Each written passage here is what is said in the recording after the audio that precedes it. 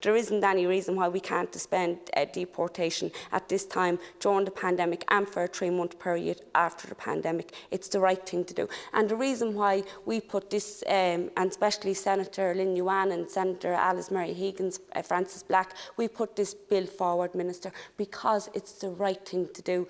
Senator Ruane has spoken earlier in her speech around a woman living in dire accommodation and going through horrible experience in the middle of Irish society. That's not acceptable, Minister. And what's not acceptable is that, you know, we have to show our sense of solidarity to the thousands of healthcare workers in Ireland who are undocumented, who is giving their services to us on a daily basis during this pandemic. The least that we can do is have deportation papers stopped until for 3 months after the crisis. Listening to yourself and to other senators talking about the risk of supporting our bill, and for me, and I'm everything but naive, you know, I understand a lot of the risk that comes with it as well. For me, that's not what we're asking as a civil engagement group in these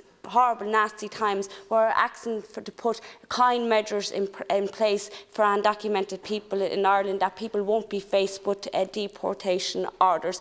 Already there's been 469 people in Ireland since the beginning of since March has been issued with deportation papers. We're even asking that that doesn't happen. There's enough going on for people at present, and especially for migrant people. We must remember when we're talking about deportation, we're talking about people who live and people who have families, hopes and dreams. We must also remember that we are still in the grips of a global pandemic. These are people our government is forcing to leave and travel during a pandemic. All have to remember the terrible incidents that other senators have already spoken about, the 2 women healthcare workers who got deportation letters. And just for a piece of information, Minister, in the deportation letter it does say that you must present to the centre, just so that we're all clear on that. I hope that we can count on the government, Minister, to stand with us. And I know that, you know, that we're very clear that you're not supporting our bill as it stands. But I do hope that the government can look at this as not at a political level, but at a human level, asking people to travel outside of the country. You know, they tell me don't travel from Donegal to Dublin, but yet they're expecting people to travel to other parts of the world. If we are serious about